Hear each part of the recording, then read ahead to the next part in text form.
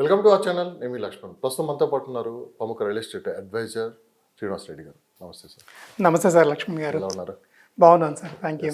ఇప్పుడు ఎక్కడ పెట్టినా అమరావతి అమరావతి అమరావతి. సో అమరావతిలో ఏం జరుగుతుంది, అమరావతిలో ఎక్కడ ఇన్వెస్ట్ చేయాలి, సార్ అమరావతిలో ఇప్పుడు ఇన్వెస్ట్ చేస్తే భవిష్యత్తులో ఎలా ఉంటుందని చెప్పి కూడా చాలా మంది ఇప్పుడు అమరావతి వైపు ఎంక్వైరీస్ కూడా ఎక్కువ జరుగుతున్నాయి. అవునండి, లోకల్స్, నాన్ లోకల్స్, ఎన్ఆర్ఐలు కూడా అటే చూస్తున్నారు. అవునండి. సో పక్క ఇటు హైదరాబాద్ ఇన్వెస్ట్ చేయాలా, అమరావతిలో ఇన్వెస్ట్ చేయాలని చెప్పి కూడా చాలా మంది ఒక డైలమాలో అయితే పడ్డారు. అవునండి. అంటే గతంలో అమరావతి విషయం మనం తీసుకున్నామంటే 2014 నుంచి 19 వరకు జరిగిన పరిణామాలు, ఆ తర్వాత ప్రభుత్వం మారిన తర్వాత జరిగిన పరిణామాలు, కొంత అమరావతి మీద ఇన్వెస్ట్ చేయాలంటే కొంత ఆందోళన అయితే గురయ్యారు. కరెక్ట్. సో ఈసారి మటుకు అమరావతిలో ఇన్వెస్ట్ చేస్తే మటుకు ఖచ్చితంగా మంచి ఫ్యూచర్ అయితే ఉంటుందని చెప్పి కూడా ఒక గ్యారంటీ అయితే చంద్రబాబు నాయుడు గారు ఇస్తున్నారు. ఎందుకంటే ఈసారి ఎవరైనా రాజధాని మార్చడానికి ప్రయత్నాలు కానీ జరిగితే అలాంటి ప్రయత్నాలని చేయకుండా జీవితంలో ఎప్పుడు ఎవరు దాని మీద కఠినమైన చట్టాలు తీసుకుని వస్తాను కూడా చూడడం కూడా జరిగింది. ఒక్క ధైర్యంతో కూడా చాలా మంది అమరావతిలో ఇన్వెస్ట్ చేయడానికి మొగ్గు చూపుతున్నట్టు కూడా మనకు వినిపిస్తుంది. సో మొత్తం మీద తీసుకున్నామంటే ఇన్వెస్టర్ ఆలోచన ఏ విధంగా ఉంది అమరావతిలో ఇన్వెస్ట్ చేయాలంటే? కరెక్ట్ అండి లక్ష్మణ్ గారు, మీరు చెప్పింది కూడా 100% కరెక్ట్. ఇప్పుడు దాకా చెప్పింది కూడా. ఎందుకంటే 2014లో చంద్రబాబు నాయుడు గారు అమరావతిని క్యాపిటల్ కింద సెలెక్ట్ చేసుకున్న తర్వాత 5 yearsలో పర్వాలేదండి, బాగానే ఉంది, ఏం ప్రాబ్లం ఏం లేదు. తర్వాత గవర్నమెంట్ మారేటప్పటికి 3 states అని 3 capitals అని చెప్పటము, దానివల్ల ఏమైందంటే కొంచెం జనాలందరూ కన్ఫ్యూజన్లో ఉన్నారు. ఏది కూడా కాలేదు, అసలుకి స్టార్ట్ కూడా కాలేదు. కానీ మరలా ఇప్పుడు గవర్నమెంట్ చేంజ్ అవ్వడం వల్ల ప్లస్ మరలా ఈ అమరావతినే మేము కంటిన్యూ చేస్తామని చెప్పటము, కంటిన్యూ చేయటం ఒకటే కాదండి. దాన్ని ఏంటంటే మీరు అన్నట్లుగా నెక్స్ట్ రేపు ఏదైనా కానీ మళ్ళీ ఈ పాలసీని చేంజ్ చేయకూడదు. ఈ క్యాపిటల్ సిటీని ఏదైతే ఉందో ఇంతకుముందు జరిగినట్లుగా ఇప్పుడు అసలుకి జరగడానికి వీలు లేకుండా కూడా కొంచెం స్ట్రింజెంట్ పాలసీసే తీసుకొని వస్తున్నారండి. దానితో పాటు ఇంకా బెటర్ ఏంటంటే, ఇంకా బెటర్గా ఏం జరగబోతుంది అంటే, రీసెంట్గా కూడా మనకి మన నారాయణ గారు కూడా, మినిస్టర్ గారు కూడా చెప్పడం జరిగింది, యాజ్ ఎర్లీ యాజ్ పాసిబుల్ అంటే ఒక 3 yearsలోనే, మ్యాక్సిమం 3 years టైంలోనే మేము క్యాపిటల్ సిటీని బిల్డ్ చేస్తాము అని చెప్పడం కూడా జరిగింది. అదొకటి చాలా మంచి పాయింట్ అండి. అది కనుక జరిగింది అంటే కనుక ఇంకా అమరావతి గ్రోత్ని అసలు ఎవరు ఆపడానికి అసలుకి ఆస్కారమే లేదు. అదొకటి చాలా మంచి పాయింట్. దానితో పాటు రీసెంట్గా కూడా చంద్రబాబు నాయుడు గారు ఫస్ట్ టైం ఢిల్లీ విజిట్ చేయడం ఒకటి, నితిన్ గడ్కరీ గారిని మీట్ అవ్వడం ఒకటి. దానితో పాటు ఇంతకుముందు IRR ఉండేది, దాన్ని క్యాన్సిల్ చేసి అది కాదండి ORR రీజనల్ రింగ్ రోడ్ కోసం ప్రపోజల్తో వచ్చాము అని చెప్పేసి తనతో అప్రూవల్ తీసుకోవడం కూడా మంచి పరిణామం అండి అమరావతికి అయితే మాత్రం. సో దీంట్లో ఏమవుతుందంటే లక్ష్మణ్ గారు, ఈ మన ORR రావడం వల్ల, అవుటర్ రింగ్ రోడ్డు తీసుకొని రావడం వల్ల అమరావతికి ఒకానొక టైంలో హైదరాబాద్లో ORR వస్తుందంటే ఎలాంటి ఇన్వెస్టర్స్ వచ్చి తక్కువలో ఇన్వెస్ట్మెంట్ చేసి ఈరోజు మంచి రిటర్న్స్ అయితే ఎట్లా తీసుకుంటున్నారో, నిజంగా రేపు అమరావతిలో కూడా అలాగనే జరగబోతుందండి. ఓకే, డెఫినెట్గా అండి. ఈ ORR ఈ రింగ్ రోడ్ చుట్టూ ఎవరైతే ఇన్వెస్ట్మెంట్ చేస్తారో ఫ్యూచర్లో డెఫినెట్గా మంచి రిటర్న్స్ తీసుకోబోతున్నారండి. అదైతే మాత్రం 100% గ్యారెంటీ. అప్పుడు హైదరాబాద్లో ORR వచ్చినప్పుడు చాలా మంది దాని పెద్ద లైట్ తీసుకున్నారు. ఒక్కసారిగా ORR కంప్లీట్ అయిపోయిన తర్వాత నిజంగా హైదరాబాద్ ఒక రకంగా మనం చెప్పాలంటే ఒక చరిత్రనే మార్చేసింది. కంప్లీట్ గా మనకి దాదాపు 185 kilometers మణిహారం లాగా ఉంది. సో ఇది కూడా సరిపోక ఈరోజు మళ్ళీ RRR అంటూ కూడా మళ్ళీ కొత్తగా మనం హైదరాబాద్ లో కూడా అతి పెద్ద రోడ్ రాబోతుందని చెప్పాను. సో ఒక్కసారిగా అంటే రోడ్స్ కింద డెవలప్ అయ్యాయంటే ఒకసారిగా ఆ ప్రాంతం మొత్తం కూడా ఏంటంటే డెవలప్మెంట్ అవుతుంది. ప్లస్ ఇన్వెస్టర్స్ కూడా ఏంటంటే రోడ్ కనెక్టివిటీ మెయిన్. కరెక్ట్ అండి. ఎయిర్పోర్ట్స్, రోడ్స్ ఎక్కడ బాగున్నాయంటే అక్కడికే వాళ్ళు రావడం కూడా జరుగుతుంది. సో సెంట్రల్ గవర్నమెంట్ కూడా ఏంటంటే వాళ్ళ సొంత ఫండ్స్ తోనే అమరావతిలో దాదాపు 25,000 కోట్ల రూపాయలు వాళ్ళ సొంత డబ్బుతోనే ఆ ORR నిర్మిస్తానని కూడా చెప్పింది. సో ఈ ORR మొత్తం అమరావతి చుట్టూ ఏ లొకేషన్ లో టచ్ చేసుకుంటే వెళ్ళొచ్చు సార్? ఏదైనా సరే ఒక ప్రాజెక్ట్ కంప్లీట్ కావడానికి ఏంటంటే సార్ మెయిన్ ఫండ్స్ ఇంపార్టెంట్ అండి. అవునండి. ఇప్పుడు అందరూ అనుకుంటున్నట్లుగా ఏంటంటే ఏపీలో ఎక్కడున్నాయి ఫండ్స్, ఎక్కడున్నాయి అమరావతి డెవలప్ చేయడానికి డబ్బులు ఎక్కడున్నాయి.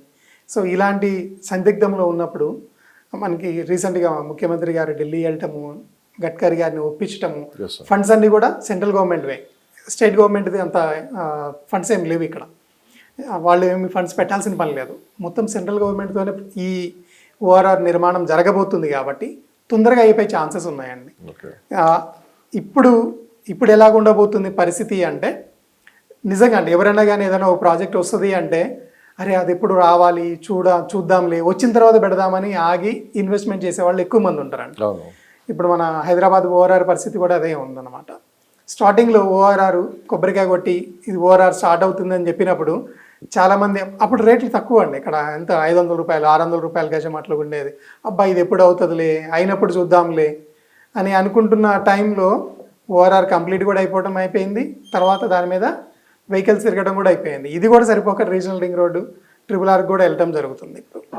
సో ఆ ఓఆర్ఆర్ టైంలో స్టార్ట్ అయిన టైంలో ఎవరైతే 500 600 గజానికి పెట్టి కొనుక్కొని ఉన్నారో వాళ్ళు ఈరోజు ఎంత లేదనుకున్నా తక్కువ వేసుకున్నా కానీ 30,000 40,000 గజంకి ఇప్పుడు ఎంజాయ్ చేస్తున్నారండి పర్ స్క్వేర్ యార్డ్కి. అదే అరే మనం అనుకున్నాం ఆ టైంలో ఓఆర్ఆర్ దగ్గర పెడదామని, కానీ ఇది అవుతుందా కాదా అనే డైలమాలో ఉండి ఇప్పుడు అయ్యింది ఇప్పుడు కొందాం అనుకుంటే కొనలేని పరిస్థితి కూడా చాలామందికి ఉందండి.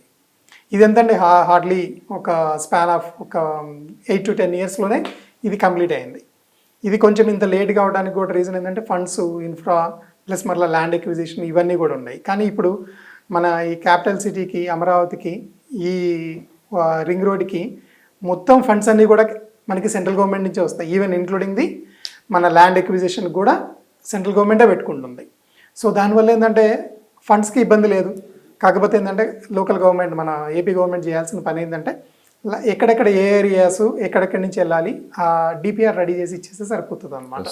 సో మీరు అడిగినట్లుగా మన ఈ రింగ్ రోడ్డు ఎటువైపు నుంచి వెళ్ళబోతుంది అనేది కూడా నేను మీకు ఎక్స్ప్లెయిన్ చేసే ప్రయత్నం చేస్తానండి.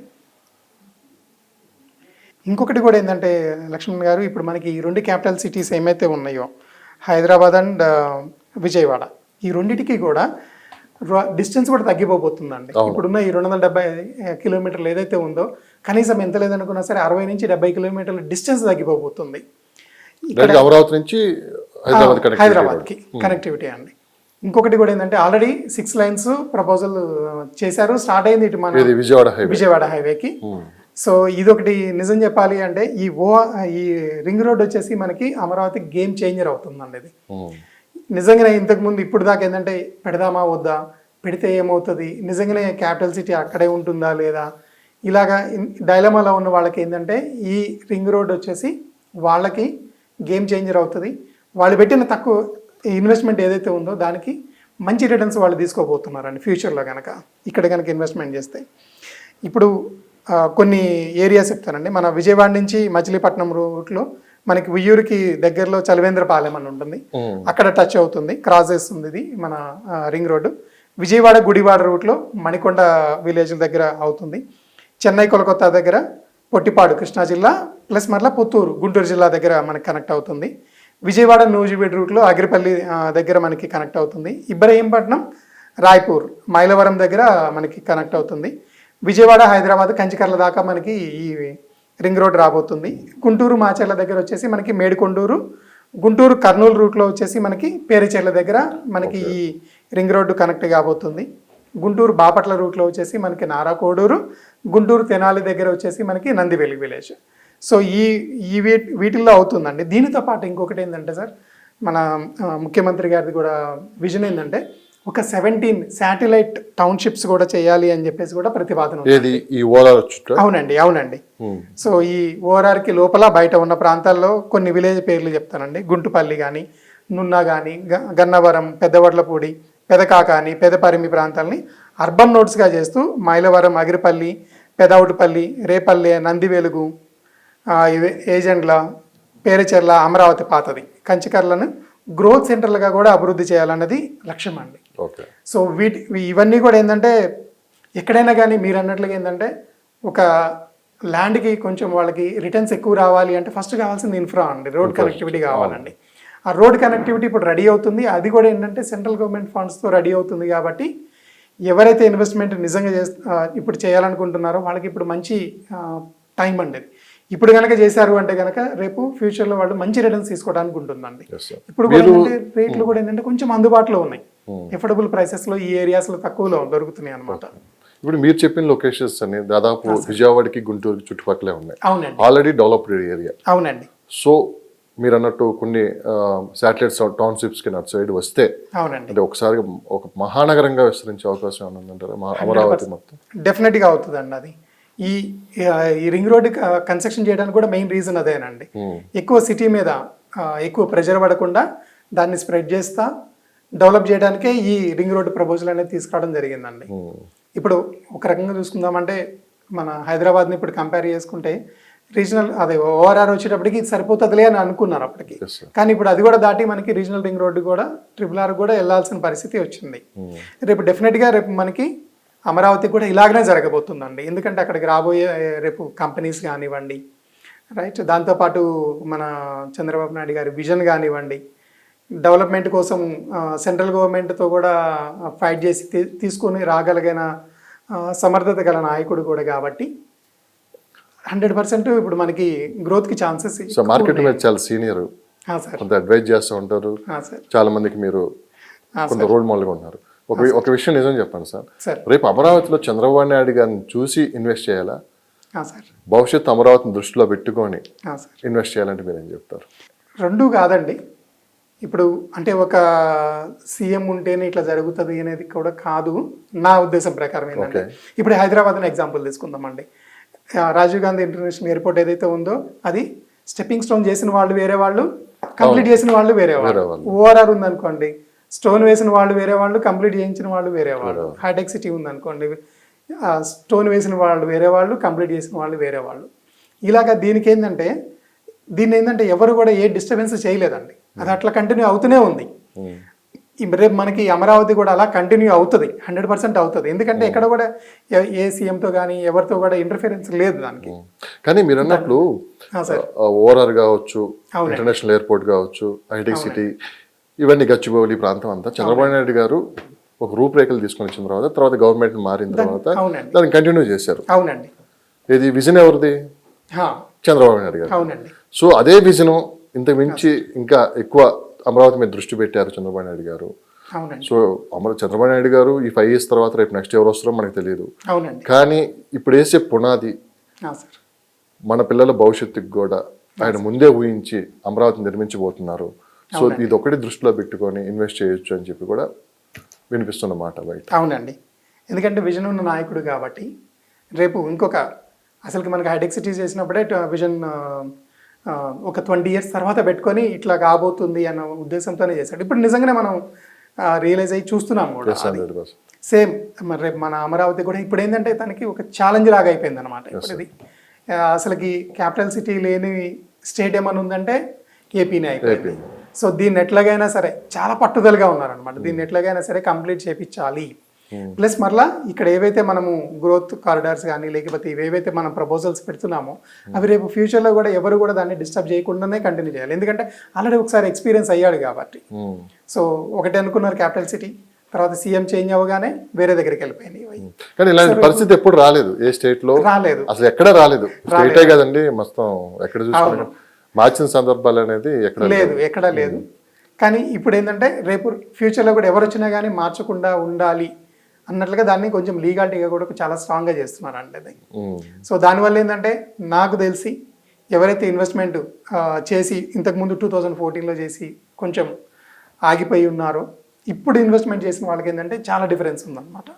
రేపు ఎవరు కూడా ఇట్లాగా, ఎందుకంటే ఆల్రెడీ ఒకసారి వాళ్ళకి ఆ ప్రాబ్లం అయింది కాబట్టి. ఎందుకంటే ఎప్పుడైనా ఒక ప్రాబ్లం వచ్చినప్పుడే మళ్ళీ ఈ ప్రాబ్లం రేపు రిపీట్ కాకూడదు, చేయకూడదు అన్న ఉద్దేశంతో మళ్ళీ దాన్ని కొంచెం ఆ పాలసీస్ ఏమైతే ఉన్నాయో వాటన్నింటిని కొంచెం స్ట్రింజెంట్ చేస్తుంటారు కదా. సేమ్ అలాగనే ఇప్పుడు కూడా అలాగనే జరగబోతుంది. రేపు ఇంకెవరైనా వచ్చినా కానీ దీన్ని ఎవరు కూడా ఏమీ కూడా డిస్టర్బ్ చేయకూడదు, దాన్ని కంటిన్యూ చేసుకుంటూనే వెళ్ళిపోవాలి తప్పితే దీన్ని బ్రేక్ చేయడం కానీ ఇలాంటివి చేయకూడదు అన్న ఉద్దేశంతోనే పాలసీస్ కూడా బాగా స్ట్రింజెంట్ చేస్తున్నారు. అమరావతిని హైదరాబాద్తో పోల్చడం దీన్ని ఎలా చూడొచ్చు అంటారు? పోల్చడం అంటే కొంచెం కష్టమేనండి. ఎందుకంటే బీయింగ్ ఏ తెలుగు పర్సన్ కింద నేను కూడా హ్యాపీగా ఫీల్ అయ్యేది ఏంటంటే హైదరాబాద్కి ధీటుగా ఇంకొక సిటీ కూడా డెవలప్ అవుతుంది. సో అది నాకు నిజం చెప్పాలంటే అదొక హ్యాపీయెస్ట్ థింగ్ ఏనండి.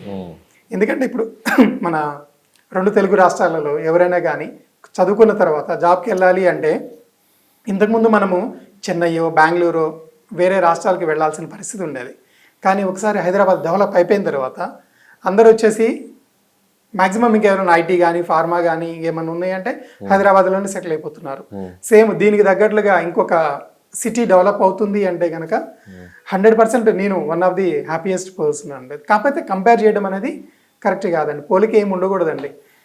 మనం చెప్పలేము కూడా దీన్ని ఇలానే ఉండాలి, ఇది అయింది కాబట్టి ఇది ఇంత టైం పడుతుంది అనేది లేదండి. ఎందుకంటే ఇంతకు ముందు జరిగిన ఏదైతే వేరే సపోజ్ రింగ్ రోడ్డే తీసుకుందామండి. ఈ రింగ్ రోడ్ వచ్చేసి మనకి హైదరాబాద్కి 10 సంవత్సరాలు పట్టింది అనుకోండి, రేపు అమరావతికి రాబోయేది 10 సంవత్సరాలు పట్టకపోవచ్చు, ఇంకా తక్కువగానే అయిపోవచ్చు. ఎందుకంటే ఆల్రెడీ అక్కడ ఏమైతే ప్రాబ్లమ్స్ ఫేస్ చేశారో వాటన్నిటిని ఇక్కడ రెక్టిఫై చేసుకునే ఛాన్సెస్ ఉన్నాయండి.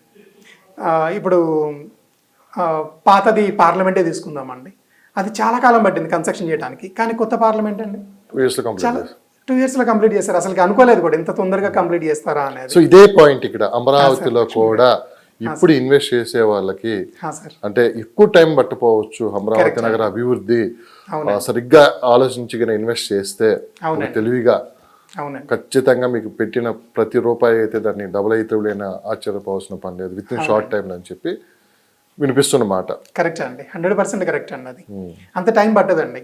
అమరావతిలో ఎవరైతే ఇప్పుడు ఇన్వెస్ట్మెంట్ నారాయణ గారు చెప్పిన మాట 2.5 సంవత్సరాల నుంచి 3 సంవత్సరాల్లో అవునండి పాత మాస్టర్ ప్లాన్ ఏదైతే ఉందో అది మేము దాని ప్రకారం కంప్లీట్ చేస్తామని చెప్తున్నారండి. ఆ తర్వాత ఆటోమేటిక్ గా అవునండి అన్ని పెరిగిపోతాయి డెఫినెట్గా మనం పెద్దగా, ఎందుకంటే మార్కెట్ గురించి తెలిసిన వాళ్ళు అయితే అవునండి తెలిసిపోతుంది ఏ విధంగా మళ్ళీ సిటీ డెవలప్ అవుతుంది, ఏంటి కంపెనీస్ ఎటువైపు వస్తున్నాయి అనేది అవునండి మనకి.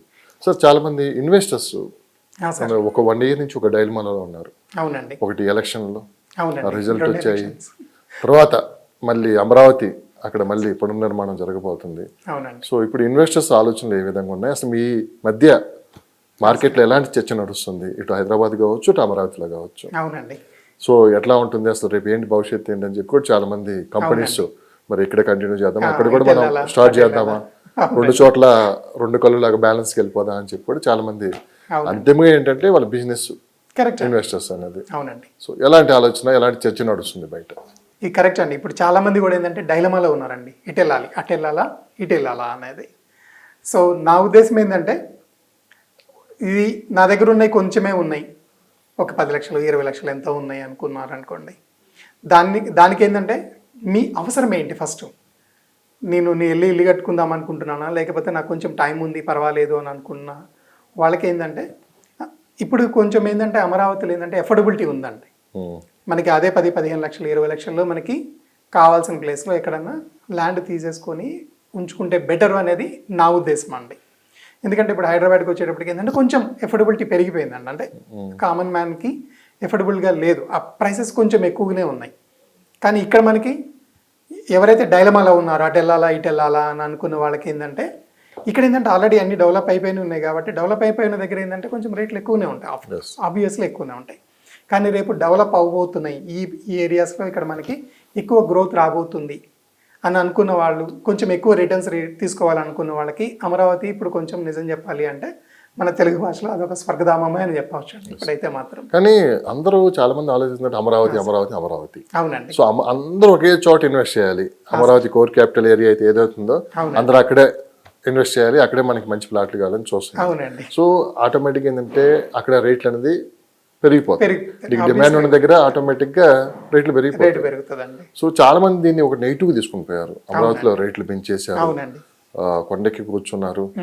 రేట్లు ఎవరు పెంచరు, ఎక్కువ మంది ఎక్కడైతే ఇన్వెస్టర్స్ వస్తారో ఆ ప్రాంతంలో ఆటోమేటిక్ గా పెరిగిపోతుంది. దీనిపై మీ అభిప్రాయం ఏంటి? అవునండి, ఎక్కడైనా సరే మీరు చెప్పింది కరెక్ట్ అండి, డిమాండ్ ఉన్న దగ్గరే రేటు పెరుగుతుంది అండి, అది ఆబ్వియస్లీ. కానీ ఏంటంటే అది కూడా ఎవరు వెళ్తున్నారు అంటే ఇప్పుడు సపోజ్ నాకు ఒక 1000 కోట్లు ఉంది అనుకోండి, ఈ 1000 కోట్లలో ఒక 10 కోట్లు ట్రై చేద్దాం. ఇప్పుడు నా దగ్గర 1,00,000 రూపాయలు ఉన్నాయంటే 10 రూపాయలు పక్కన పెట్టడం ఈజీనే కదండి. అలాంటి వాళ్ళు ఏంటంటే కొంచెం కోర్ క్యాపిటల్ దగ్గర తీసేసుకుంటున్నారు. అక్కడ ఏంటంటే కొద్దిగా రేట్స్ కూడా కొంచెం ఎక్కువగానే ఉన్నాయి ఇప్పుడు, కాదనట్లేదు.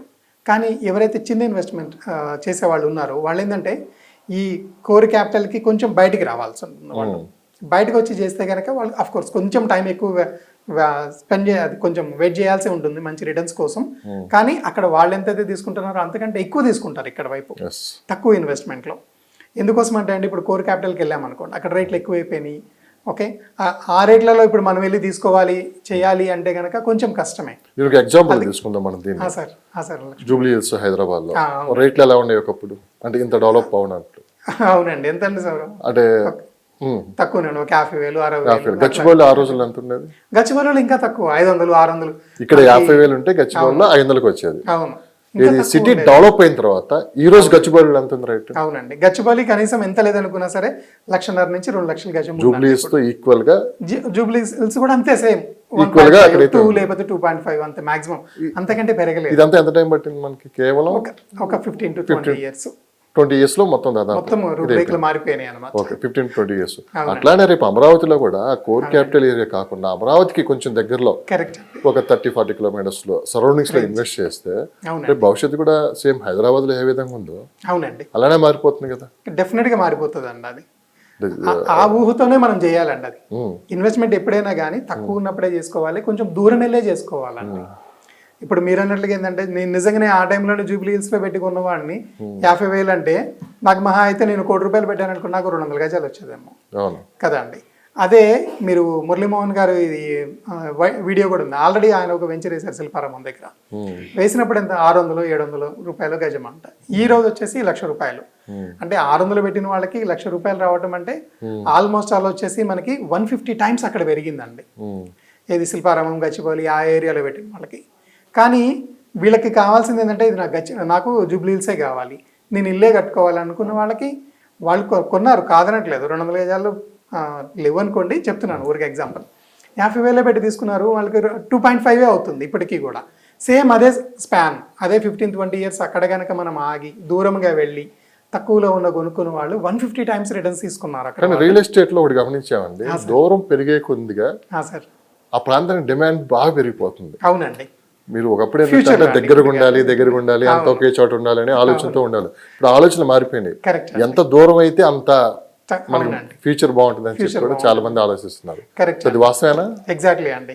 ఇంకొకటి కూడా ఏం జరిగిందంటే సార్, దీనికి సపోర్టింగ్ గా కూడా ఏంటంటే ఇంతకుముందు ఎక్కడికైనా వెళ్ళాలి అంటే ఓన్ ట్రాన్స్పోర్ట్ చాలా తక్కువ ఉండేది. కానీ కరోనా వల్ల ఏమైందంటే కొంచెం జనాలలో కూడా అవేర్నెస్ పెరిగి కంపల్సరీగా నాకంటూ ఒక సొంత కారు ఉండాలి అన్న ఉద్దేశంతో ఏం చేశారు అంటే చాలా మంది సొంత కార్లు అనేది తీసుకోవడం జరిగింది. తీసుకున్న తర్వాత ఏంటంటే సరదాగా వెళ్ళేసి వద్దాం ఏమవుతుంది, అదొక డే అవుటింగ్ లాగా లేకపోతే డే ట్రిప్ లాగా ఒక ఫామ్ హౌస్ కాన్సెప్ట్ లాగా దూరం వెళ్దాం ఏమవుతుంది, ఒక 80 కిలోమీటర్లు అయితే ఏమైంది, 100 కిలోమీటర్లు అయితే ఏమైంది అని కొంచెం దూరం వెళ్ళి తక్కువ రేట్లో ఎక్కువ ల్యాండ్ తీసుకోవడం జరిగిందండి. సో దానివల్ల ఏంటంటే ఇప్పుడు వాళ్ళు ఎక్కువ రిటర్న్స్ కూడా ఎంజాయ్ చేస్తున్నారు అనమాట. ఇప్పుడు అదే అమరావతిలో మనం అన్నట్లు మరి చుట్టుపక్కల ఎక్కడ ఇన్వెస్ట్ చేస్తారు? ఎందుకంటే అమరావతి చుట్టుపక్కల మంగళగిరి, గుంటూరు, విజయవాడ, నూజివీడు అంటే ఈ మొత్తం ఇటు విజయవాడ హైవే అయితే ఇంకా బాగా డిమాండ్ అయితే పెరిగిపోయింది. ఎందుకంటే ఇది 6 lanes అవటం ప్లస్ అమరావతి నుంచి హైదరాబాద్ రోడ్ కనెక్ట్ దాదాపు 70-80 కిలోమీటర్లు కూడా తగ్గించడానికి ప్రయత్నం చేస్తున్నారు. సో మరి కాస్త ఎక్కువ డిమాండ్ ఉండే అవకాశం ఉందని చెప్పి కూడా అనుకున్నారు.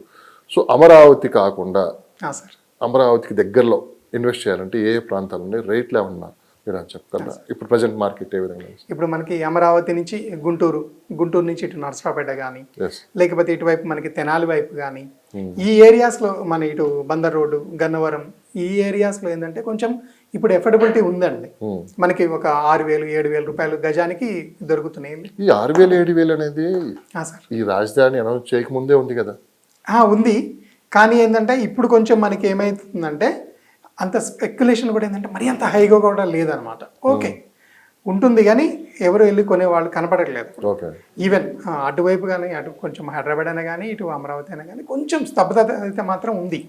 కానీ ఇలాంటి టైంలోనే మనం వెళ్ళి ఇన్వెస్ట్మెంట్ చేసుకోగలిగాము అంటే కనుక మాక్సిమం ఒక 10,000 అండి అంతే. ఇప్పుడు ఎందుకు పెంచినా కానీ ఏంటంటే ఇప్పుడు కోర్ అమరావతిలో పెరిగినంతగా పెరగలేదు అనమాట. ఇంతకుముందు కోర్ అమరావతిలో మనకి 10,000 ఉంది అనుకోండి గజము, ఇప్పుడు 50,000, 60,000 అట్లా వెళ్ళిపోయినాయి. కానీ ఈ ఏరియాస్లో ఏంటంటే పెరిగినా కానీ మహా అయితే ఒక 10%, 20%. ఇది ఎఫోర్డబుల్, ఇది ఓకే. ఈ పెరుగుదల అనేది మాత్రం యాక్సెప్టబుల్ పెరుగుదల. ఇది మరి అంత ఎక్కువ పెరగలేదు కాబట్టి ఓకే, ఈ ఏరియాస్లో మనము ఇన్వెస్ట్మెంట్ చేసుకోవచ్చు అండి. ఇది మంచి రిటర్న్స్ కూడా తీసుకోవడానికి అవకాశం ఉందండి. మాక్సిమం ఒక 10,000 రేంజ్లో ఉన్నాయండి అంతే. మీ స్టైల్గా ప్రశ్నకి ఆన్సర్ చెప్పండి. అసలు అమరావతిలో ఎందుకు ఇన్వెస్ట్ చేయాలి అంటే మీరు ఏం చెప్తారు? మంచి రిటర్న్స్ కావాలంటే ఇన్వెస్ట్మెంట్ చేయాలి సార్ అంతే అక్కడ. ఎందుకంటే అక్కడ గ్రోత్ ప్లస్ మరలా గ్రోత్ ఉంటుంది, గ్రోత్ ఉండబోతుంది, 100% ఉంటుంది. ప్లస్ మరలా మనకి విజన్ ఉన్న నాయకుడు ఉన్నారు, రైట్. ఇప్పుడు మనకి సెంట్రల్ గవర్నమెంట్తో కూడా మంచి సత్సంబంధాలే ఉన్నాయి. ఫండ్స్కి కానీ దేనికి కానీ ఎటువంటి ఇబ్బంది ఉండకపోవచ్చు. ప్లస్ మరలా రేపు రేపు నెక్స్ట్ ఎవరైనా సీఎం చేంజ్ అవ్వబోతున్నాయి వేరే వాడు ఎవరైనా వచ్చినా కానీ నెక్స్ట్ ఎవరైనా రావచ్చు. డిస్టర్బ్ చేయకుండా దీన్ని ఇలాగనే జరిగిన నష్టం అయితే కళ్ళ ముందు కనపడింది, కనపడింది. ఎవరు ఆ సాహసం అయితే చేయరు, రెండోసారి చేయరు కాబట్టి చేసినా కానీ చేయకుండా కూడా లీగల్ గా కూడా కొంచెం పాలసీస్ అన్ని కూడా స్ట్రింజెంట్ గా చేయటం ఒకటి. ఇంకొకటి కూడా ఏంటంటే రీసెంట్ గా నారాయణ గారు మన ఐఐటి చెన్నైని ఐఐటి హైదరాబాద్ని అప్రోచ్ కావడం జరిగింది. వాళ్ళు కూడా వెళ్ళారు. కన్స్ట్రక్షన్ కానీ లేకపోతే ఇన్ఫ్రా కానీ ఎలా రెడీ చేయాలి అని ఐఐటి వాళ్ళతోనే మనము వాళ్ళతో గైడెన్స్ తీసుకొని మనం ముందుకెళ్తున్నాం కాబట్టి ఎక్కడ కూడా ఎటువంటి డిస్టర్బెన్స్ ఉండదు అనేది నా నమ్మకం అండి. మొత్తం సిఆర్డిఏ పరిధిలో ఉన్న 29 గ్రామాలకు సంబంధించి ఒక 9 నగరాలుగా దీన్ని డెవలప్ చేస్తామని చెప్పి చంద్రబాబు నాయుడు గారు చూడడం జరిగింది. సో ఎలా ఉంటుంది సార్ ఈ 9 నగరాలు? అంటే ఏ ఐటీ ఎక్కడ రాబోతుంది, సో ఇట్లా మ్యానుఫ్యాక్చరింగ్ యూనిట్లు ఎక్కడ రాబోతున్నాయి అంటే ఏం చెప్తారు సార్ ఒకసారి? అదొకటి. సో మాస్టర్ ప్లాన్ అనేది ఒకటి ఉంది, పాత మాస్టర్ ప్లాన్ కంటిన్యూ చేస్తా అన్నారు, జూమ్ చేసి.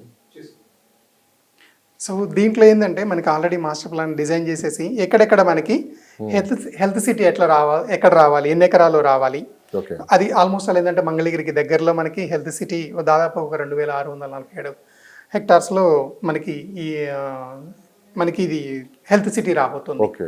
ఇటు మనకేమో టూరిజం మంగళగిరి దగ్గర ఎయిమ్స్ కూడా ఉన్నట్లు. అవునండి, ఆల్రెడీ ఉందండి. ఇది మన జస్టిస్ సిటీ కానీ, గవర్నమెంట్ సిటీ కానీ, స్పోర్ట్స్ సిటీ కానీ, మీడియాకి సపరేట్గా సిటీ కానీ, ఎలక్ట్రానిక్ సిటీ కానీ, ఇవన్నీ కూడా ఏంటంటే ఆల్రెడీ బైఫర్కేషన్ చేసేసుకున్నారండి. ఆల్రెడీ ప్లాన్లో పెట్టేసేసారు, మ్యాప్లో పెట్టేసేసారు. ప్లస్ మళ్ళీ ఇక్కడ మనకి రెసిడెన్షియల్గా ఎక్కడెక్కడ ఉండాలి అనేది కూడా ముందే మనకి ఆల్రెడీ ఏరియాస్ ఇచ్చేసారు. ఒకసారి మాకు ఎక్స్ప్లెయిన్ చేయగలరు? షూర్ అండి. సో ఇదండి ఇంతకు చూపించినట్లుగా ఈ మ్యాప్ అనమాట. సో దీంట్లో మనకి ఏ ఏరియాస్లో ఎక్కడెక్కడ మనకి హెల్త్ సిటీ ఎక్కడ ఉండాలి, మీడియా సిటీ ఎక్కడ ఉండాలి, జస్టిస్ సిటీ ఎక్కడ ఉండాలి, వీటన్నిటిని కూడా ఏంటంటే కొంచెం మనకి బైఫర్కేషన్ చేసి మ్యాప్ కూడా రిలీజ్ చేయడం జరిగిందండి. ఈ ఏరియాస్లో మనకి ఎక్కడ కూడా ప్రాబ్లం ఉండదు ఇంకా. సో గ్రీన్ జోన్ ఎక్కడ ఉండాలి, రైట్, టూరిజం ఎక్కడ పెట్టుకోవాలి, మనము ఫైనాన్స్ సిటీగా మనం ఎక్కడ డెవలప్ చేసుకోవాలి, నాలెడ్జ్ సిటీగా ఎక్కడ డెవలప్ చేసుకోవాలి. సో ఇవన్నీ కూడా బైఫర్కేషన్ ఇచ్చారు కాబట్టి మనకి ఇంకా ప్రాబ్లం లేదండి, దాన్ని కంటిన్యూ చేసుకుంటే సరిపోతుందండి అంతే. ఇది కూడా ఒకటి ఓఆర్ఆర్కి సంబంధించిందండి అది. ఓకే. సో దీంట్లో ఎక్కడెక్కడ టచ్ అవ్వబోతుంది, తెనాలికి దగ్గరలో మనకి, ప్లస్ మళ్ళీ ఇక్కడ పేరేచర్ల దగ్గరలో, గుంటూరు నుంచి కర్నూలు వెళ్ళే రూట్లో, రైట్. మొత్తం ఏదైనా ఒక మాస్టర్ ప్లాన్ అయితే రెడీగా ఉంది. Master plan already central government తో కూడా మంచి సంబంధాలు ఉన్నాయి కాబట్టి ఖచ్చితంగా దీన్ని ఇంకా రేపు ఎయిర్పోర్ట్ కూడా విస్తరణ జరగబోతుంది, కర్నూలు ఎయిర్పోర్ట్ కూడా చెప్పి జరుగుతుంది. అవునండి. ప్రధానంగా ఆలోచించేది ఏంటంటే సార్ ఫార్మా, ఐటీ, అవును సార్, ఈ రెండు ఎక్కువ దృష్టి పెడుతూ ఉంటారు. అవునండి. ఎంప్లాయ్మెంట్ ఈ రెండు చోట్ల ఎక్కువ ఉంటుంది అని చెప్పి కూడా అన్నారు. అవునండి. సో అది ఎటువైపు ఉండొచ్చు అమరావతిలో అంటే ఏం చెప్తారు సార్? ఇది మనకి కోర్ మనకి ఐటీ ఇక్కడ అనేది మనకి తాడేపల్లి నుంచి ఇటు మనకి మంగళగిరి ఈ మధ్యలో ఈ ఏరియాలో ఉండే ఛాన్సెస్ ఉన్నాయండి. ఇది మనకి దీంట్లో కూడా ఏంటంటే ఇంకా మనకి ఆల్రెడీ విజనరీ ఉన్న నాయకుడే కాబట్టి ఐటీ కంటే అసలు హైదరాబాద్ కంటేనే అంత విజన్ క్రియేట్ చేసిన పర్సన్ కూడా చంద్రబాబు నాయుడు గారు. ఇప్పుడు మనకి చంద్రబాబు నాయుడు గారు మనకి ఏపీకి సీఎంగా వచ్చారు కాబట్టి ఐటీ మీద మళ్ళీ ఫోకస్ పెరుగుతుంది అండి, 100% పెరుగుతుంది. పెరిగి ప్లస్ మళ్ళీ ఇంతకుముందు ఎట్లయితే తను మైక్రోసాఫ్ట్ వాళ్ళని కలవడం, బిల్ గేట్స్ని కలవడం, ఇలాంటి వాళ్ళని కలిసి ప్లస్ మళ్ళీ వాళ్ళని ఇక్కడికి ఇన్వైట్ చేయడం ఎట్లయితే చేశారో హైదరాబాద్కి ఉమ్మడి మన తెలుగు రాష్ట్రాలకు సీఎంగా ఉన్నప్పుడు, ఇప్పుడు కూడా సేమ్ అలాగనే అదే ప్లాన్, అంతకంటే ఇంకా ఎక్కువ స్ట్రాటజీతోనే ముందుకెళ్తున్నారు. సో దానివల్ల ఏంటంటే ఐటీ కంపెనీస్ వస్తాయి. దీంతో పాటు ఏంటంటే సార్ మన దగ్గర కొంచెం స్కిల్డ్ ఉన్న పర్సన్స్ కూడా మనకి ఈ రెండు తెలుగు రాష్ట్రాలలో చాలా మంది ఎక్కువ మంది ఉంటారండి. ఇంకొకటి కూడా ఏంటంటే ఇప్పుడు సపోజ్ మనకి కొన్ని స్కిల్డ్ పీపుల్ కావాల్సి ఉంటుంది, అదేంటంటే వాళ్ళు వేరే ప్రాంతానికి కూడా మైగ్రేట్ కాకుండానే ఉన్న ప్లేస్లోంచే చేసుకోవడానికి కూడా కొన్ని ఛాన్సెస్ ఉన్నాయండి. ఎగ్జాంపుల్ తీసుకున్నాం, మల్టీమీడియా కానివ్వండి, గ్రాఫిక్ డిజైన్ కానివ్వండి, లేకపోతే ఇంకేదన్నా కొంచెం నాన్ వాయిస్ బేస్డ్ ఏమైతే ఉన్నాయో వాటికి ఏంటంటే వాళ్ళు మళ్ళీ పెద్ద సిటీస్కి రావాల్సిన పని లేదు. ఇప్పుడు హైదరాబాదు, బెంగళూరు వెళ్ళి అక్కడ ఉండాల్సిన పని లేదు. కానీ ఈ క్రౌడ్ అంతా కూడా ఏంటంటే ఎక్కువ ఇక్కడ మనకి ఈ రెండు తెలుగు రాష్ట్రాల్లో దొరుకుతుంది అనమాట. మనకి అమరావతి చుట్టూ కానీ, విజయవాడ, ఏ సిటీ అనేది తీసుకోండి, ఏ నగరం అనేది తీసుకోండి, తిరుపతి, ఇలాంటి ప్లేసెస్లో, వైజాగ్, ఇక్కడ మనకి 100% దొరుకుతారండి. స్కిల్ ఉన్న పర్సన్స్ మనకి దొరుకుతారు.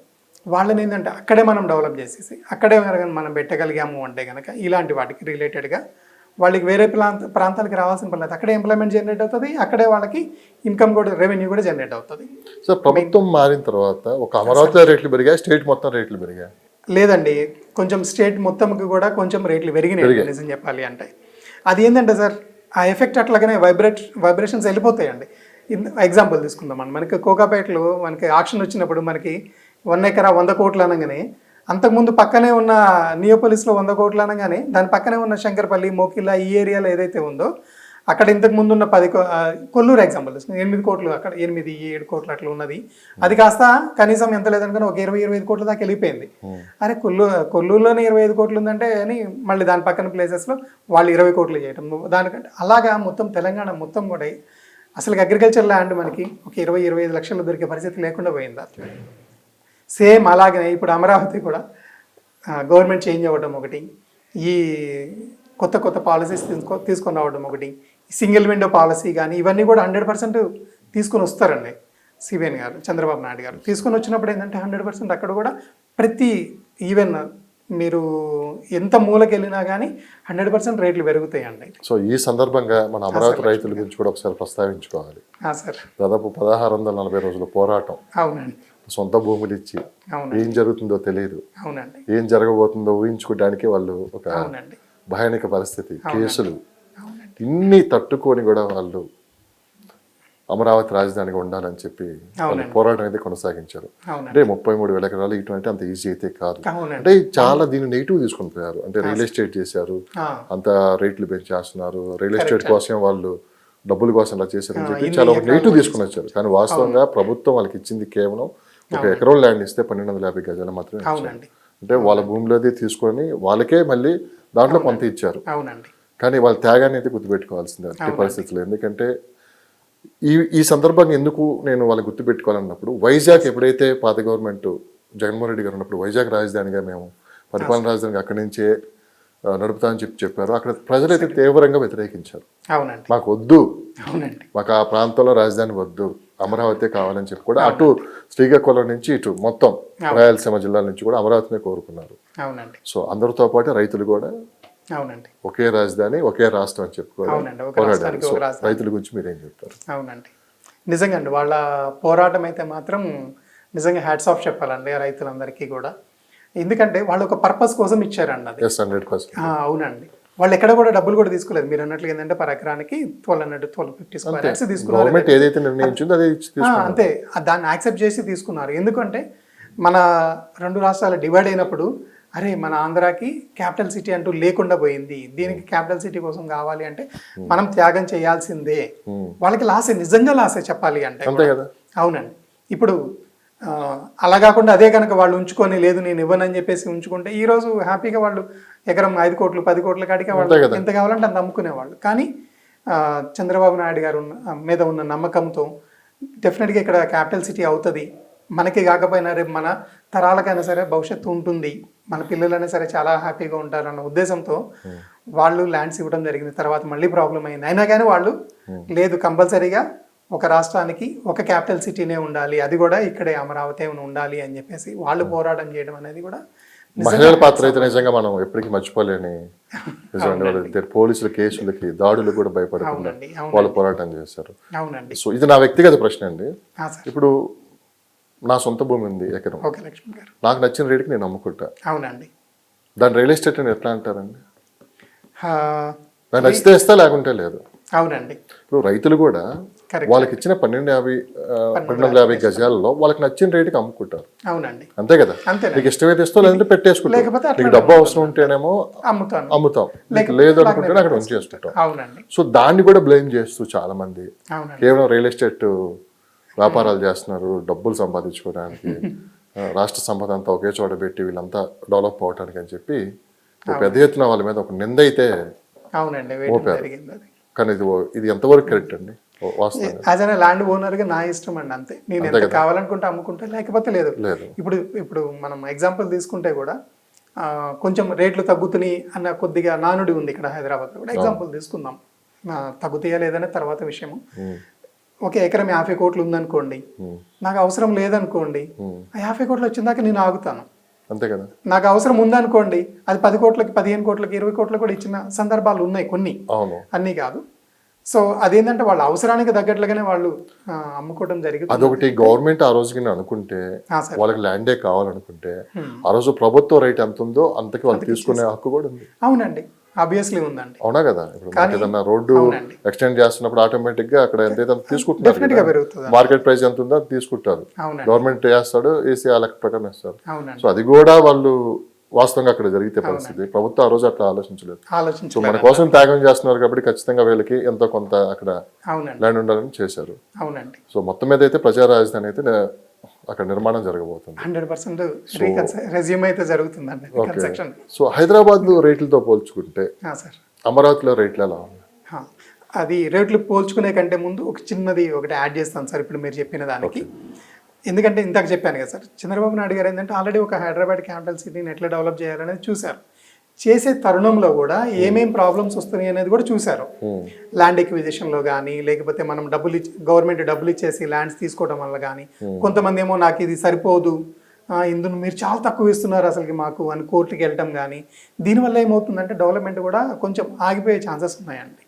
సో ఇవన్నీ కూడా ఏంటంటే మనకి చంద్రబాబు నాయుడు గారు 2014లో సీఎం అయినప్పుడు ఆంధ్రాకి అక్కడ ఇవన్నీ కూడా దృష్టిలో పెట్టుకొని ఇది ఏది జరిగినా కానీ రైతు విన్ అవ్వాలి, గవర్నమెంట్ కూడా విన్ అవ్వాలి అన్న ఉద్దేశంతోనే ఈ కాన్సెప్ట్ తీసుకొచ్చారనేది నా ఉద్దేశం అండి. అది ఎందుకంటే సార్ ఒకసారి క్యాపిటల్ సిటీ డెవలప్ అయిపోయి మొత్తం అయిపోయిన తర్వాత ఈ 1250 గజాలు నిజంగా వాళ్ళకి చాలా చాలా రిటర్న్స్ తీసుకొచ్చి పెడతాయండి.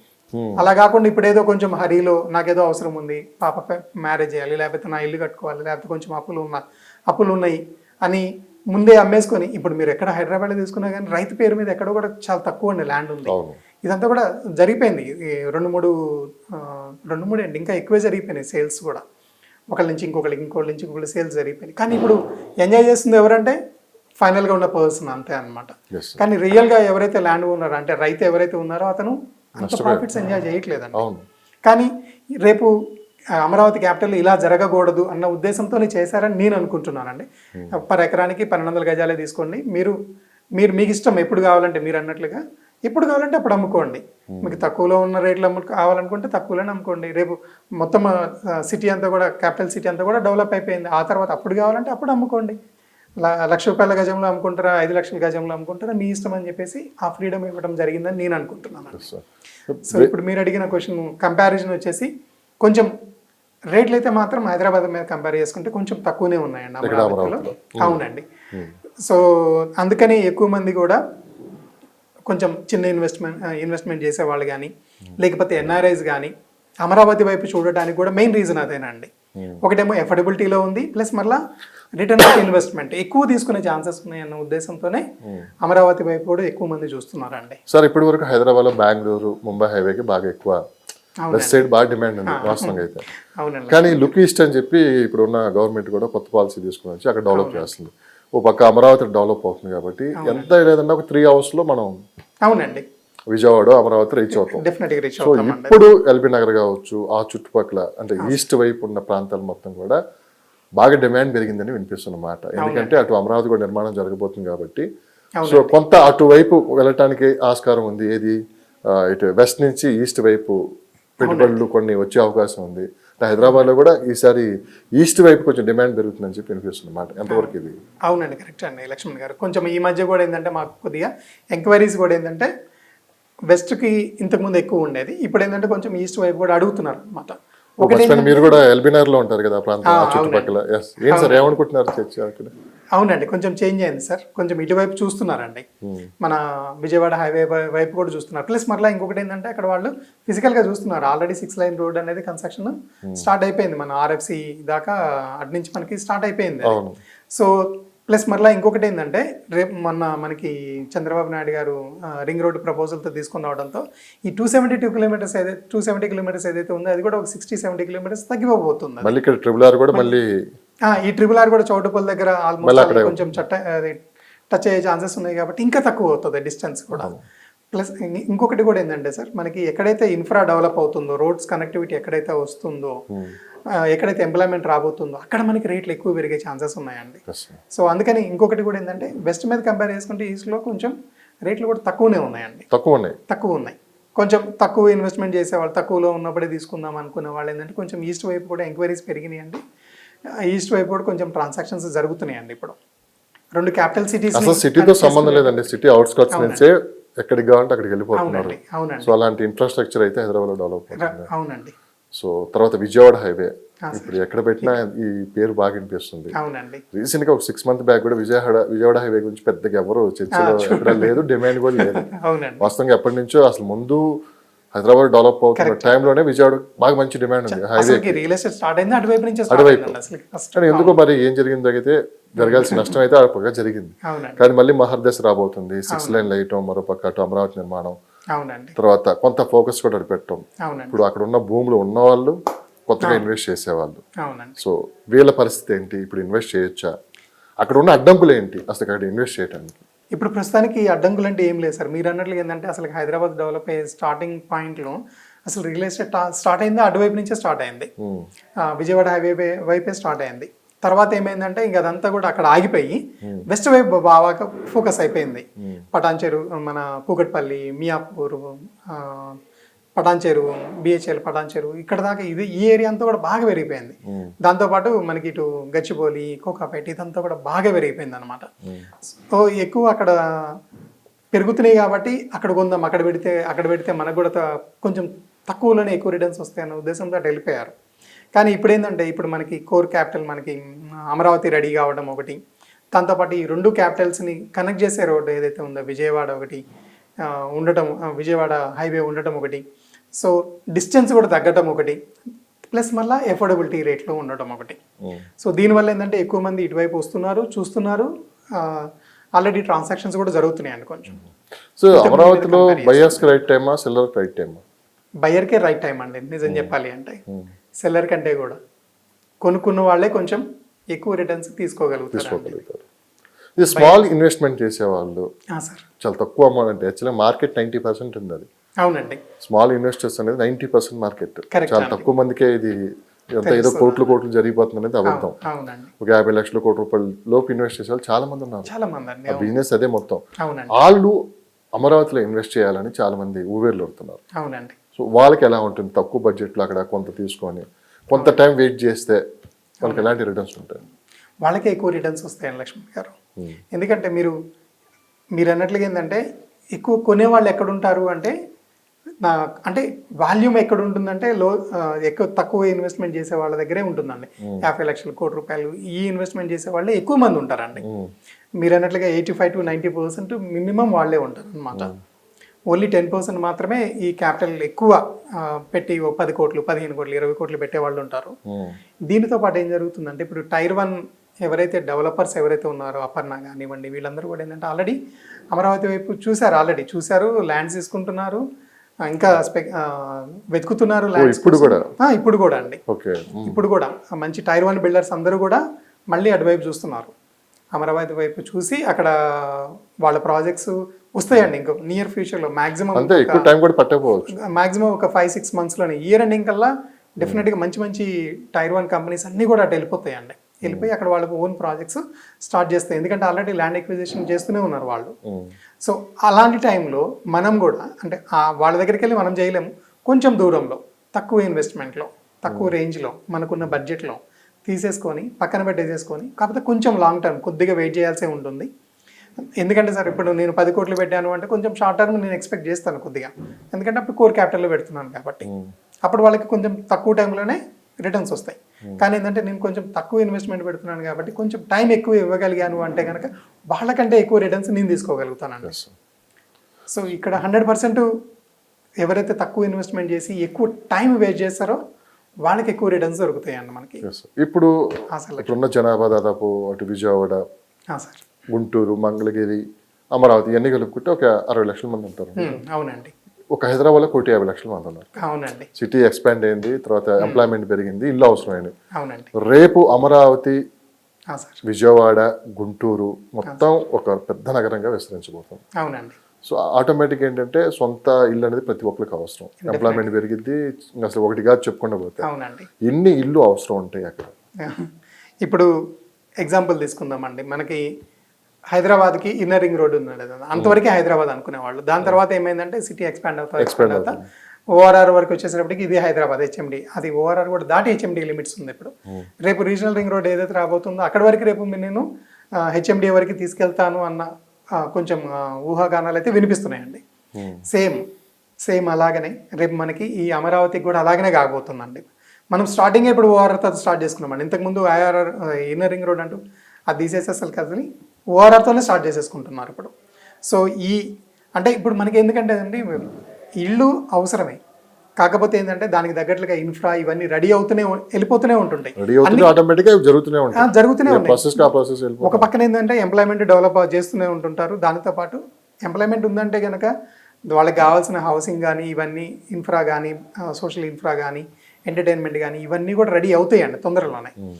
దానికోసమే నేను అనుకోవడం కూడా ఏంటంటే చంద్రబాబు నాయుడు గారు ఐఆర్ఆర్ వద్దు ఓఆర్ఆర్ మీదనే ఫోకస్ చేద్దాం, ఎందుకంటే మొత్తం ఒక దగ్గరే సెగ్రిగేట్ చేసే బదులు దాన్ని డిఫరెంట్ పార్ట్స్ కింద ఒక్కొక్క దగ్గర పెడదాము అన్న ఉద్దేశంతో కూడా చేసినట్లు నాకు అనిపిస్తుందండి. అందువల్ల ఏంటంటే ఇప్పుడు నిజం చెప్పాలంటే ఇప్పుడు హైదరాబాద్ వచ్చేసి మనది 5th or 6th ప్లేస్ ఉంటుంది. ఢిల్లీ ఫస్ట్ పాపులేషన్లో, తర్వాత ముంబై, తర్వాత కోల్కతా, తర్వాత బెంగళూరు, తర్వాత మనది 1.2నో 1.3నో మనం ఉన్నాము. సేమ్ ఇక్కడ ఇప్పుడు ఏమవుతుందంటే ఇక్కడ రేట్లు పెరిగిపోతా అయిపోయినాయి ఇక్కడ, కానీ ఎఫోర్డబిలిటీ పెరిగింది ఇక్కడ, అంటే రేట్లు ఎక్కువైపోయినాయి. కానీ ఇదే రేట్లలో హాఫ్ ఆఫ్ ద రేట్లలో మనం అమరావతికి వెళ్తే అక్కడ మనం చేసుకోగలం, అక్కడ మనం పెట్టుకోగలుగుతాం. ఇప్పుడు ఎందుకంటే ఎవరు చూసినా కానీ ఇప్పుడు నేనున్నాను అనుకోండి, నా కోసం కొనట్లేదు నేను ల్యాండ్, రేపు నా పిల్లలు వస్తారు, రేపు వాళ్ళ చదువు అయిపోతుంది, రేపు హైదరాబాద్లో వచ్చి సెటిల్ అవుతారు, లేదంటే బెంగళూరులో సెటిల్ అవుతారు అని వాళ్ళకి ఎప్పుడైతే అనిపిస్తుందో అక్కడికి వెళ్ళి ల్యాండ్ కొనేసేసి పక్కన పెట్టేసేస్తున్నారండి. వీళ్ళు రెడీ అయ్యేటప్పటికి అది కూడా డెవలప్ అయిపోతుంది, అక్కడికి వెళ్ళి మనం హౌసింగ్ కట్టుకోవడానికి కూడా బాగుంటుంది. సో గాడ్ సిటీ అని మీకు ఏం గుర్తొస్తే వైజాగ్ అన్న గత ప్రభుత్వం వైజాగ్ని రియల్ ఎస్టేట్గా మార్చేసింది, ఒక వాతావరణం అయితే స్పష్టంగా కనపడింది ఆడ, కానీ ప్రజలు తిరస్కరించారు, అక్కడ వద్దనుకున్నారు. మేము పీస్ఫుల్గా బతుకుతున్నాం అని చెప్పి కూడా వాళ్ళకి మెసేజ్ లాంటిది అయితే ఇచ్చారు. సో ఆ వైజాగ్ ఉండే డిమాండ్ ఎప్పటికీ ఏ రాజధానితో కూడా పోల్చలేము, ఏ నగరాంతో కూడా పోల్చలేము. దానికి ఉండే డిమాండ్ దానికి ఉంటుంది. అక్కడ పీపుల్ కూడా ఏంటంటే సో హైదరాబాద్లో ఏ విధంగా అన్ని ప్రాంతాల నుంచి వచ్చి ఇక్కడ సెటిల్ అయ్యారో వైజాగ్లో కూడా దాదాపు ఎంప్లాయీస్ కావచ్చు, నేవీ, చాలా విదేశాలు చాలా మంది గవర్నమెంట్ ఎంప్లాయీస్ కావచ్చు, అందరూ ఒక వాతావరణం అయితే అక్కడ ఉంటుంది. సో వైజాగ్ లో మరి ఎలా ఉంటుంది అని చెప్పి కూడా చాలా మంది అడుగుతున్నారు. ప్రజెంట్ అసలు వైజాగ్ లో ఏం నడుస్తుంది, మనం ఎప్పుడు ఏది మాట్లాడుకున్న అమరావతి, హైదరాబాద్ ఈ రెండే జరుగుతున్నాయి. ఒక వైజాగ్ కూడా ఒక సిటీ ఉంది, పీపుల్ ఏ విధంగా థింక్ చేస్తున్నారు కాస్త అది కూడా కొంతమంది అడుగుతున్నారు. దాని గురించి మీరు ఏమంటారు? వైజాగ్ అనేది ఇప్పుడే కాదు సార్, ఇంతకు ముందు నుంచి అసలు డెవలప్ అయిన సిటీ అండి అది నిజం చెప్పాలి అంటే. అక్కడ ఇంకేం లేవు, మొత్తం రెడీగా ఉంటాయి అంతే. యాజ్ అనే బాంబే ఎట్లయితే ఉంటుందో అలాగనే, ఎందుకంటే ఎక్కువ మంది సీ వ్యూ కావాలని అంటుంటారు, లేకపోతే కారిడార్ కానీ ఇవన్నీ కూడా ఏంటంటే వైజాగ్కి ప్లస్ పాయింట్స్ అన్న. పీస్ఫుల్ మెంటాలిటీ కోరుకునే వాళ్ళు వైజాగ్ ఎంచుకుంటారు. అవునండి, ఇక్కడికంటే కూడా ఎక్కువ మంది అక్కడ ఉండటానికే ప్లాన్ చేస్తారు. ఎందుకంటే ఇంకొకటి కూడా ఏంటంటే అక్కడ కొంచెం కాస్ట్ ఆఫ్ లివింగ్ కొంచెం ఎక్కువ ఉంటుందండి. అదే దాన్ని ఏమంటారండి, క్వాలిటీ ఆఫ్ లైఫ్ కూడా కొంచెం ఎక్కువ ఉంటుందండి, బాగుంటుంది. మిగతా సిటీస్ మీద కంపేర్ చేసుకుంటే కొంచెం బెటర్గా ఉంటుంది తెలుగు రాష్ట్రాలలో. ఎందుకంటే అక్కడ వాళ్ళ స్టీల్ ఫ్యాక్టరీలు పనిచేసే వాళ్ళు కానివ్వండి, నావీలో పనిచేసే వాళ్ళకి, పోర్ట్లో పనిచేసే వాళ్ళు కానివ్వండి, వాళ్ళ ఇన్కమ్స్ ఏంటంటే ఒక మినిమం రేంజ్లో ఉంటాయి. 50,000 60,000 నుంచి స్టార్ట్ అవుతుంది కాబట్టి వాళ్ళ క్వాలిటీ ఆఫ్ లైఫ్ కూడా అక్కడి నుంచే స్టార్ట్ అవుతుంది. సో అందుకనే నిజం చెప్పాలంటే కొద్దిగా కాస్ట్ ఆఫ్ లివింగ్ అక్కడే ఎక్కువ ఉంటుంది, సేమ్ పీస్ఫుల్ కూడా అక్కడే ఎక్కువ ఉంటుంటుంది అనమాట. సో అటువైపు నుంచి మనం కంపేర్ చేసుకుంటే మనకి శ్రీకాకుళం, విజయనగరం, శ్రీకాకుళం, మనకి భోగాపురంలో ఆల్రెడీ ఇంటర్నేషనల్ ఎయిర్పోర్ట్ కూడా వర్క్స్ చాలా ఫాస్ట్గా జరుగుతుంది. సో అటువైపు కూడా ఇన్వెస్ట్మెంట్ చేసుకోవచ్చు, కాకపోతే కొంచెం అమరావతి మీద కంపేర్ చేసుకుంటే కొద్దిగా ఎఫోర్డబిలిటీ కొద్దిగా దిమాగ్ ఉన్నోడు దునియా మొత్తం చూసుకున్నట్టు. నిజంగా ఖచ్చితంగా మంచి రిటర్న్స్ కావాలంటే వాడు అన్ని ఎంక్వైరీ చేసుకుని మనకి వైజాగ్ అయినా, అమరావతి అయినా, హైదరాబాద్ అయినా, ఎక్కడైనా సరే కరెక్ట్ అండి గెస్ట్ చేసి పెట్టేవాడికి మనకి. అవునండి, వాళ్ళు మాత్రమే ఎక్కువ రిటర్న్స్ తీసుకోగలుగుతారండి. ఎందుకంటే సార్ ఎక్కడైనా కానీ ఒక డెవలప్మెంట్ వస్తుందని ఎవరైనా వెళ్ళి ఎక్స్ప్లెయిన్ చేసినప్పుడు, అబ్బా రాని హైటెక్ సిటీనా, అది ఎక్కడో ఊరికి చాలా దూరం ఉంది, జూబ్లీ హిల్స్ దాకా వెళ్ళడానికే బస్సెస్ లేవు ఫస్ట్ ఆఫ్ ఆల్, హైటెక్ సిటీ మాదాపూర్ దాకా వెళ్ళాలి, అక్కడ దాకా ఏమి ఉంటాయి, బస్సులు ఉన్నాయా, ఏమున్నాయి, ఏం లేవు అని ఎవరైతే నెగ్లెక్ట్ చేశారో వాళ్ళు ఈ రోజు రియలైజ్ అవుతున్నారు, అరే ఆ రోజు వచ్చి చెప్పాడు రా బాబు 500 రూపాయలు అంట గజం, ఆ రోజు కొనుక్కోమంటే కొనుక్కోలేకపోయాను నేను, అవును. ఈ రోజు కొందామంటే కొనలేని ఒక పరిస్థితి 10 years పోతే రేపు అమరావతి కూడా వెళ్ళాలని చెప్పుకోవాల్సి వస్తుంది. డెఫినెట్ గా చెప్పుకోవాల్సి ఉంటుందన్న దానికి. ఎందుకంటే ఆ రోజు పిలిచి అడిగినా కానీ మనం అవును, కొనలేకపోయాం. మనం ఎవరు కూడా వద్దని చెప్పాము, డబ్బులు ఉన్నాయి అయినా కానీ బామరిది 2 రూపాయలు వడ్డీ ఇస్తానంటే వాడికి ఇచ్చేసాను. కానీ ఇలాంటివన్నీ మనం రియల్ ఎస్టేట్ లోనే వింటూ ఉంటాం సార్. అవునండి, ఎక్కువ మంది. ఇప్పుడు మనం మాదాపూర్ అట్లా వెళ్ళినప్పుడు కూడా చాలా మంది చెప్తూ ఉంటారు, అవును ఎకరం వచ్చేసి ₹1,00,000 50,000 అంటే మనం ఆశ్చర్యపోతాం. అది ఇప్పుడు 10 కోట్లు 20 కోట్లు ఉంటుంది. అది అవును అంటే ఎన్ని విత్ ఇన్ 15 days లో ఎన్ని రెట్లు పెరిగిందో కూడా మనకి అక్కడ కళ్ళ ముందే కనబడుతుంది. అవునండి, కరెక్ట్ అండి. సో ఫైనల్ గా ఎన్ఆర్ఐల చూపు అవునండి వాళ్ళు ఎప్పుడు కొంచెం డిఫరెంట్ గానే ఆలోచిస్తూ ఉంటారు. అవునండి సో వాళ్ళ పెట్టుబడులు కూడా ఎక్కువ ఉంటాయి. అవునండి. మరి ఇప్పుడు ఏంటి, ఏం ఆలోచిస్తున్నారు? ఇటు అమరావతి వైపు ఉందా? అంటే మీకు దృష్టికి వచ్చిన అంశాలు ఏమన్నా ఉన్నాయా? అంటే వాళ్ళ పెట్టుబడులు ఎటు వెళ్ళొచ్చు? అవునండి, ఇప్పుడు నాకు వస్తున్న ఎంక్వైరీస్ ప్రకారం ఏంటంటే సార్, ఎన్ఆర్ఐస్ ఎక్కువ మంది ఏంటంటే రియల్ ఎస్టేట్లో ఎట్లా ఉంటుందంటే లక్ష్మి గారు, సెంటిమెంట్ ఎక్కడుందో అక్కడికి ఫండ్స్ వెళ్ళిపోతాయండి, అక్కడికి ఫ్లడ్ అయిపోతాయండి అంతే. ఇప్పుడు ప్రస్తుతానికి వచ్చేసి అమరావతి అనేది ఒక సెంటిమెంట్ అండి. కొంచెం ఇంకొకటి కూడా ఏంటంటే కొంత ఎన్ఆర్ఐస్ ఏంటంటే వాళ్ళు కొంచెం లాంగ్ టర్మే ప్లాన్ చేస్తారండి. ఓకే, ఇప్పుడు ఏదో వేసేసి ఇప్పుడు ₹1,00,00,000 ఇచ్చాను, ₹1,00,00,000 ఇన్వెస్ట్మెంట్ చేస్తాను, నాకు మంత్లీ రిటర్న్స్ కానీ లేకపోతే ఇలాంటివి కొంచెం తక్కువ ఆలోచిస్తారు. కొద్దిగా లాంగ్ టర్మ్లోనే ఏముంది, ఇప్పుడు నాకు నేను ఇంకొక 10-15 years నేను అక్కడే ఉంటాను, నేను మళ్ళీ నా సొంత ఊరు వచ్చినప్పుడు నాకు ఇలాంటి ఫెసిలిటీస్తో నాకు ఫామ్ హౌస్ కానీ లేకపోతే నేను ఉండబోయే విల్లా కానీ ఉండాలి అని అన్న ఉద్దేశంతోనే వాళ్ళు లాంగ్ టర్మ్లోనే వాళ్ళు ప్లాన్ చేస్తారండి, వాళ్ళే ఎక్కువ గెయిన్ చేస్తారండి. అవును. సో అందుకని ఎక్కువ మంది చూస్తున్నది కూడా ఏంటంటే, ఎన్ఆర్ఐ చూస్తున్న చూపు కూడా ఏంటంటే అమరావతి వైపే ఎక్కువ మంది చూస్తున్నారండి. అటువైపే కొంచెం ఎక్కువ ఎంక్వైరీస్ ఎక్కువ స్టార్ట్ అవుతున్నాయండి మాకు ఈ మధ్య. ఎక్కడుంది ల్యాండ్, ఎక్కడుంది, ఎక్కడ తీసుకుంటే బాగుంటుంది, ఎంక్వైరీస్ కానివ్వండి లేకపోతే అడ్వాన్సెస్ ఇవ్వడం కానీ కొంచెం అటువైపు కొద్దిగా ఎక్కువ ఉన్నాయండి కంపేర్ చేసుకుంటే. నాకు మాత్రం ఎలక్షన్లు అయిపోయినాయి, సార్ 2 రాష్ట్రాల్లో స్థిరమైన ప్రభుత్వాలు, అవునండి ఇంకొక 5 సంవత్సరాలు టచ్ చేయడానికి కూడా ఎవరు ఆస్కారమే లేరు. 2 రాష్ట్రాల మధ్య మంచి సత్సంబంధాలు ఉన్నాయి ముఖ్యమంత్రుల మధ్య. అవునండి. సో ఇక రియల్ ఎస్టేట్ వేగం పెరిగే అవకాశం ఉందా? ఇప్పుడు దాకా ఎలక్షన్లని కొంచెం ఈ గందరగోళంలో ఉన్నారంతా. అవునండి. ఇప్పుడు మొత్తం తొలగిపోయాయి. అవునండి. ఈ స్తబ్దతగా ఉంది హైదరాబాద్ లో కూడా. ఉన్న వాస్తవం ఏంటంటే మన మార్కెట్ కోసం హైదరాబాద్ మార్కెట్ కూడా చాలా డల్గా ఉంది.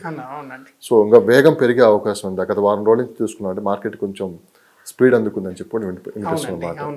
సో ఇప్పుడు ఇవన్నీ తొలగిపోయి ఒక కొత్త వాతావరణం మళ్ళీ మనం ముందుకెళ్ళటానికి ఆ మార్గాలు ఏమైనా కనిపిస్తున్నాయి?